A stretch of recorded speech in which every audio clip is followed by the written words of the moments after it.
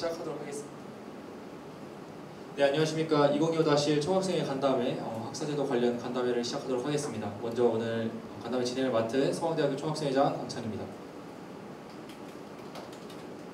네, 오늘 간담회에 대해서 간략하게 안내 드리도록 하겠습니다. 먼저 현황 보고를 드릴 예정이고요. 그 다음에 진행 상황 보고, 그리고 추후 계획 보고, 그리고 마지막으로 플로어 토론 진행될 예정입니다. 그럼 먼저 현황 보고입니다. 이 자료는 참고로 총장과의 대화할 때 저희가 발표했던 자료고요. 학생분들께도 공유드리기 위해서 가져왔습니다. 먼저 타 대학의 현재 학점 비율과 학사 제도는 다음과 같습니다. 그래서 보시면은 실제로 고려대학교 그리고 한양대학교 같은 경우는 A- 포함 비율과 A-B 포함 비율이 똑같습니다. 이 이유는 A-라는 학점이 없어서 나오는 자료고요. 보시면은 A-B 포함 공시 비율을 보시면 서강대학교는 29.9%죠. 학사 제도와 맞게 30% 이내이기 때문에 29.9이고 타 학교를 보면은 45%, 많게는 56%까지 A- 비율을 주고 있다는 것을 알 수 있습니다. 그리고 A- 포함 비율까지 보면은 서울대는 59.1%로 약 60%에 해당하는 학생들이 A- 학점까지 받고 있다는 것을 볼 수 있습니다. 네, 다음으로 넘어가시면은 서울대 그리고 연세대, 고려대 그리고 한양대, 성균관대 현재 학사 제도인데요. 저희가 일단 공시적인 자료만 정리해서 갖고 왔습니다. 맨 처음 서울대를 보시면은 A 학점 비율은 20에서 30%, B는 30에서 40, C는 30에서 50 이렇게 학생들을 학점 비율을 부과할 수 있게 되어 있고요. 자세한 사항들은 우측에 적어놨습니다. 고려대학교 같은 경우는 절대평가가 원칙으로 진행이 되며 상대평가를 할 시에 A 플러스부터 A까지 35%, 그 다음 B는 70%, C는 30% 이상을 주도록 되어 있습니다. 그리고 연세대학교는 절대평가의 자율성을 부여하여서 실제로 거의 대부분의 강의들이 절대평가로 진행되고 있다는 점 말씀드립니다. 그리고 상대평가로 진행할 경우에는 21명 이상 또 20명 이하로 나눠서 각각 비율이 달라지는 것을 알 수 있습니다. 네, 그 다음으로는 성균관대학교인데요. 상대평가가 원칙인 학교입니다. 그래서 보시면 A등급은 50% 이내, A랑 B를 합쳐서 90% 이내 등급을 부여하게 되어 있습니다. 그리고 서강대학교는 여러분도 아시다시피 A30 그리고 B까지 70, A등급과 B등급 70 이내로 주게 되어 있습니다. 여기에 한양대학교 자료가 없는 이유는 한양대학교는 굉장히 복잡해요. 학점 제도가. 그래서 실제로 저희가 가져오지는 않았지만 비율 자체는, 명시된 비율 자체는 서강대학교와 크게 다르지 않다는 점 말씀드립니다. 네, 그 다음 진행 상황 보고인데요. 진행 상황 보고는 지금 현재 총학생회 교육국장이신 서하진 교육국장님께서 맡아주시도록 하겠습니다. 네, 여기서 진행해도 될까요? 아니요, 카메라 없네요.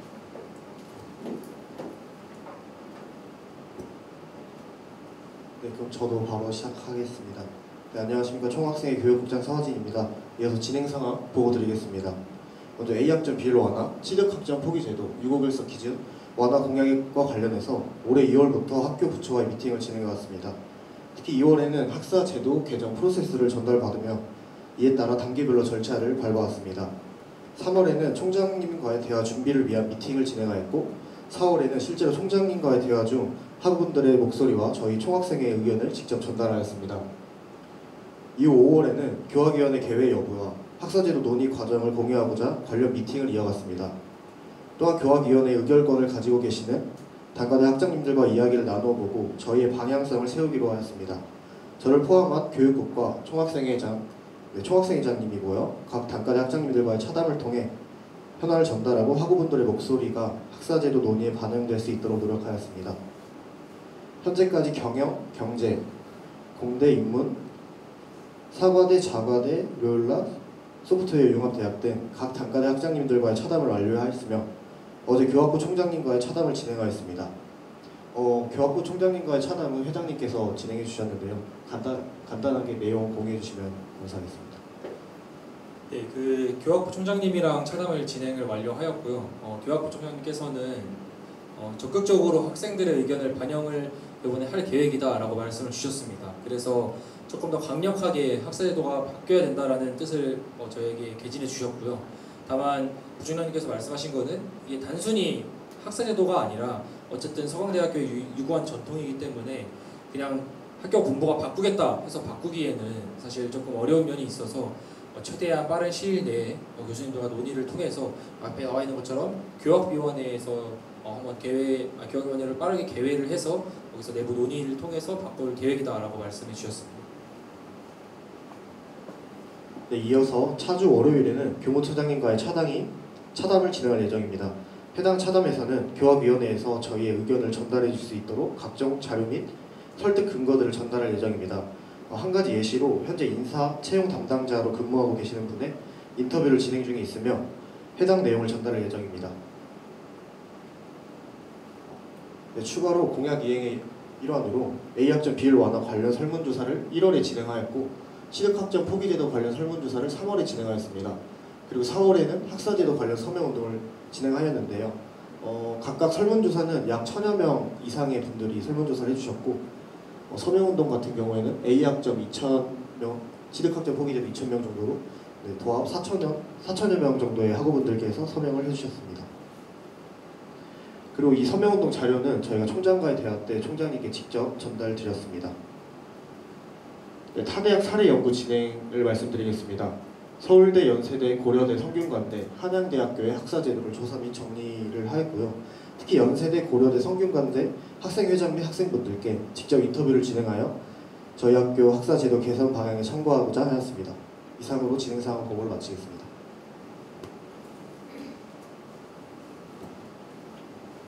네, 다음으로 추후 계획 보고입니다. 우선 학장님들의 다양한 의견이 있었는데요. 어떤 학장님들께서는 대체적으로 학장님들께서 긍정적으로 반응을 해주셨습니다. 다만 학장님들께서 우려하신 부분들은 일단은 학점 비율 자체는 명시되는 비율 자체는 바꿀 수 있을 것 같다. 하지만 비율이 바뀐다고 해서 학생들이 학점을 잘 준다는 것은 보장된 사실이 아니다라고 하셨습니다. 실제로 모 교수님께서는 지금처럼 학점을 주는 것조차 30%를 주는 것조차 올바르지 않다라고 말씀하시는 교수님들도 계셨고요. 어떤 교수님들께서는 30%는 너무 적다. 지금 서강대학교가 블라인드 채용이기 때문에 서강대학교 학생들이 기본적으로 받는 불이익이 있다라고 학생들의 상황에 공감해 주시는 교수님들도 계셨습니다. 그리고 어떤 학장님께서는 서강대학교의 학사제도가 지금 현재 상황상 불리한 건 맞다. 그래서 그거에 대해서 학교도 공감을 하고 있고 바꿔야 된다는 취지의 공감을 하고 있지만 사실 지금 학생들이 대자보를 붙이거나 이렇게 학교 밖의 시선에서 대외적인 시선에서 서강대를 봤을 때 학생들의 이렇게 조금 큰 소리가 나서 불미스러운 사건 이런 걸로 인해서 학사제도가 바뀌는 것은 모양새가 좋지 않을 것 같다라고도 말씀을 하셨고요. 어떤 교수님들께서는 오히려 대자보 같은 걸 붙여서 학생들의 의견을 개진하는 것이 자기는 더 민주주의에 적합하다 보인다라는 의견도 주셨습니다. 그래서 다양한 학장님들의 의견이 있었지만 전반적으로는 학장님들께서 바꿀 필요는 이제는 있는 것 같다. 하지만 바뀐다고 해도 실질적으로 반영하기까지는 조금 시간이 걸릴 것 같다.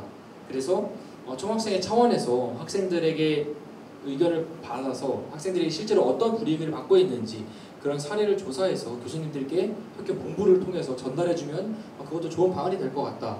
이렇게 말씀을 해주셨습니다.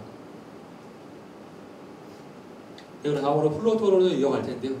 실질적으로 참여하신 학우분들께서 없으시기 때문에 제가 간략하게 추가적으로 말씀을 드리도록 하겠습니다. 저기 앞쪽에 저희가 연세대학교, 고려대학교, 성균관대학교 학생회장 그리고 학우분들께 조사를 했다고 했는데요. 실제로 연세대학교 같은 경우는 2010 몇 년, 한 5년 전인가요? 그 정도부터 2018년때 학교에서 절대평가 전환 자율성을 부여하겠다라고 공지를 했습니다. 그래서 그때 이후로 우연치 않게 2020년 코로나가 겹치면서 더더욱 절대평가 전환의 자율성이 부여가 됐고 현재로서는 정말 많은 과목들이 전공 과목들 포함해서 많은 과목들이 절대평가로 진행이 된다고 전해 들었습니다. 그리고 절대평가를 진행을 했을 때 교수님들께서 주시는 그 비율 자체는 되게 자율적으로 주신다고 하셨습니다. 물론 A100 이렇게는 당연히 못 주시겠지만은 최대한 많은 교수님들께서 본인의 기준에만 적합한 학생들은 학점을 주시는 그런 상황이라고 합니다. 그리고 고려대학교 같은 경우는 과목마다 절대평가랑 상대평가를 할 수 있는 과목이 따르게 정해져 있더라고요. 그래서 뭐 예를 들어 서강대학교를 이제 접목시켜서 설명을 드리면 선택교양에 한해서는 상대평가가 원칙이고 그 나머지 공통교양이랑 그 과목 기초 과목들이 있죠. 예를 들어 사과대 심리학과 같은 경우는 심리학 개론, 정치학과 정치학 개론 이런 기초 과목의 같은 경우는 절대 평가가 이루어지는 추세가 조금 많이 있다라고는 하셨습니다. 근데 어디까지나 교과교이고 이제 교수님 따라 다르고 또 상황에 따라 달라지기도 한다고 하더라고요. 학생들 수에 따라서. 근데 그만큼 서강대학교의 차이점은 절대평가의 자율, 절대평가 전환의 자율이 있다는 것이었습니다. 그리고 절대평가를 할 때는 온전히 교수님들께 자율성이 부여된다. 하지만 상대평가를 할 때는 서강대랑 동일하게 그 비율을 넘지는 못한다고 전에 들었습니다. 그래서 그 비율 자체는 서강대학교는 30%, 그리고 연세대학교, 고려대학교는 35%이기 때문에 5%의 차이는 현재 존재한다라는 것을 파악했습니다. 그리고 실제로 실험 과목, 실습 과목, 교직이수 과목, 외국어 과목 같은 경우는 고려대학교는 40%, 90% 비율을 적용하고 있다고 전에 들었습니다. 그리고 네, 그렇게 전에 들었고 실제로 교학부 총장님께서도 제가 이거 오프 더 레코드로 교무팀장님께도 이제 여쭤봤었는데 교무팀장님께서는 타 학교에서 이런 자료를 잘 안 준대요. 이렇게 명시적인 저희가 아까 발표 자료를 보여드렸던 명시적인 자료 빼고는 이렇게 세부적인 자료들은 잘 안 준다고 하더라고요. 공유를 안 한다고. 뭔가 영업비밀 느낌으로. 그래서 저희가 교무팀 통해서가 아닌 직접적으로 학생회장이랑 학생분들께 조사를 했고요. 어느 정도 공신력 있는 분들이기 때문에 어느 정도 자료는 믿어도 좋을 것 같다라는 말씀을 드립니다.